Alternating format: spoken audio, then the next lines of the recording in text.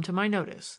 It is a useful habit, I think, for apart from the mental exercise and experience that one gains from it, an appreciable portion of these cases ultimately comes into my hands, and then the previous consideration of them is so much time gained." "Have you formed any theory to account for the facts in this case?" I asked. "Yes, I have several theories, one of which I especially favor, and am awaiting with great interest such new facts as may indicate to me which of these theories is probably the correct one." "It's no use your trying to pump him, Berkeley," said Jervis. "He is fitted with an information valve that opens inward. You can pour in as much as you like, but you can't get any out."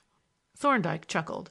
"My learned friend is in the main correct," he said. "You see, I may be called upon any day to advise on this case, in which event I should feel remarkably foolish if I had already expounded my views in detail. But I should like to hear what you and Jervis make of the case as reported in the newspapers." "There now!" exclaimed Jervis. "What did I tell you? He wants to suck our brains." "As far as my brain is concerned," I said, "the process of suction isn't likely to yield much except a vacuum, so I will resign in favor of you. You are a full-blown lawyer, whereas I only a simple G.P." Jervis filled his pipe with deliberate care and lighted it. Then, blowing a slender stream of smoke into the air, he said: "If you want to know what I make of the case from that report, I can tell you in one word: nothing. Every road seems to end in a cul-de-sac." "Oh, come," said Thorndyke. "This is mere laziness. Berkeley wants to witness a display of your forensic wisdom.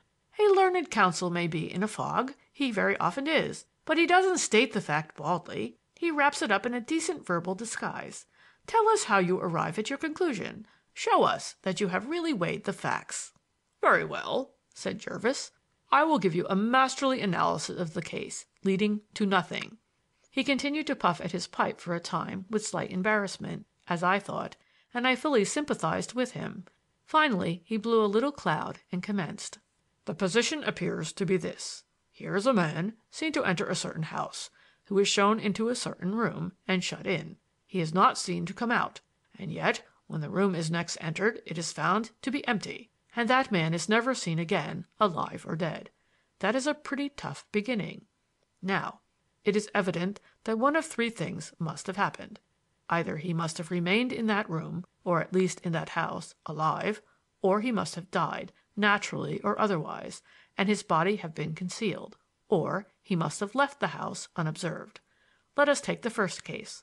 This affair happened nearly 2 years ago. Now, he couldn't have remained alive in the house for 2 years. He would have been noticed. The servants, for instance, while cleaning out the rooms, would have observed him. Here Thorndyke interposed with an indulgent smile at his junior. "My learned friend is treating the inquiry with unbecoming levity. We accept the conclusion that the man did not remain in the house alive." "Very well. Then did he remain in it dead?" "Apparently not. The report says that as soon as the man was missed, Hurst and the servants together searched the house thoroughly, but there had been no time nor opportunity to dispose of the body, whence the only possible conclusion is that the body was not there.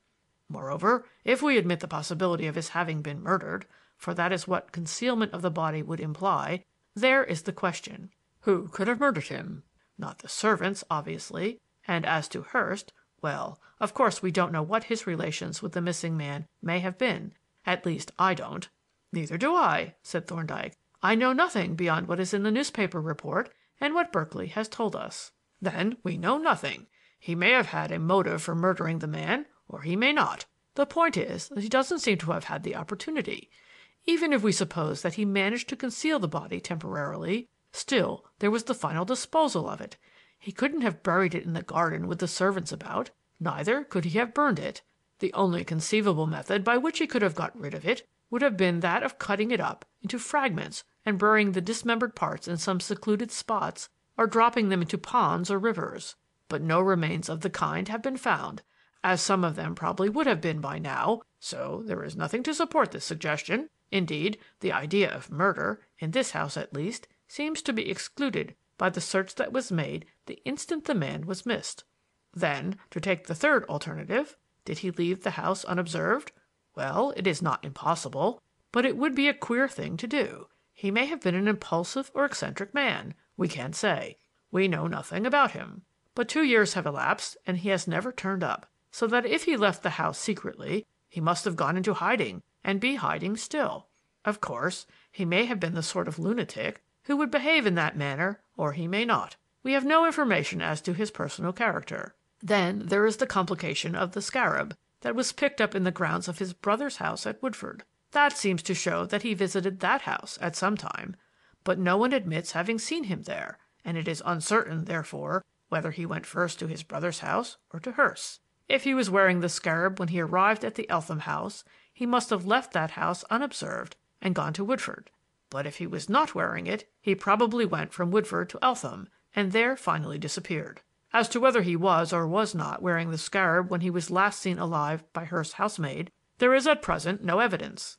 If he went to his brother's house after his visit to Hurst, the disappearance is more understandable if we don't mind flinging accusations of murder about rather casually, for the disposal of the body would be much less difficult in that case. Apparently no one saw him enter the house, and if he did enter, it was by a back gate, which communicated with the library, a separate building some distance from the house.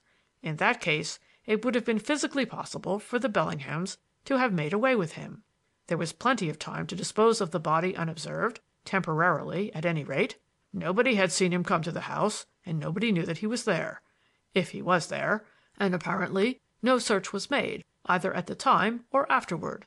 In fact, if it could be shown that the missing man left Hurst's house alive, or that he was wearing the scarab when he arrived there, things would look rather fishy for the Bellinghams, for, of course, the girl must have been in it if the father was. But there's the crux. There is no proof that the man ever did leave Hurst's house alive, and if he didn't, but there, as I said at first, whichever turning you take, you find that it ends in a blind alley. A lame ending to a masterly exposition, was Thorndyke's comment.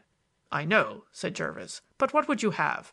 There are quite a number of possible solutions, and one of them must be the true one. But how are we to judge which it is?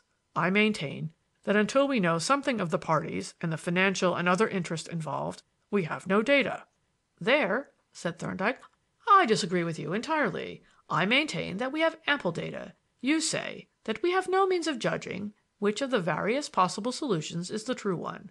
But I think that if you read the report carefully and thoughtfully, you will find that the facts now known point to one explanation and one only. It may not be the true explanation, and I don't suppose it is, but we are now dealing with the matter speculatively, academically, and I contend that our data yield a definite conclusion. What do you say, Berkeley? I say it is time for me to be off. The evening consultations begin at 6:30. Well, said Thorndyke, don't let us keep you from your duties, with poor Barnard currant picking in the Grecian Isles, but come in and see us again. Drop in when you like after your work is done. You won't be in our way even if we are busy, which we very seldom are after 8 o'clock. I thanked Dr. Thorndyke most heartily for making me free of his chambers in this hospitable fashion, and took my leave, setting forth homeward by way of Middle Temple Lane and the Embankment. Not a very direct route for Fetter Lane, it must be confessed, but our talk had revived my interest in the Bellingham household and put me in a reflective vein. From the remarkable conversation that I had overheard, it was evident that the plot was thickening. Not that I supposed that these two respectable gentlemen really suspected one another of having made away with the missing man, but still, their unguarded words, spoken in anger, made it clear that each had allowed the thought of sinister possibilities to enter his mind, a dangerous condition that might easily grow into actual suspicion. And then the circumstances really were highly mysterious, as I realized with especial vividness now after listening to my friend's analysis of the evidence. From the problem itself my mind traveled, not for the first time during the last few days, to the handsome girl, who had seemed in my eyes the high priestess of this temple of mystery in the quaint little court. What a strange figure she had made against this strange background, with her quiet, chilly, self-contained manner, her pale face, so sad and worn, her black, straight brows and solemn gray eyes, so inscrutable, mysterious, sibylline. A striking, even impressive personality this, I reflected, with something in it somber and enigmatic that attracted and yet repelled. And here I recalled Jervis's words. The girl must have been in it, if the father was. It was a dreadful thought, even though only speculatively uttered, and my heart rejected it with indignation that rather surprised me. And this notwithstanding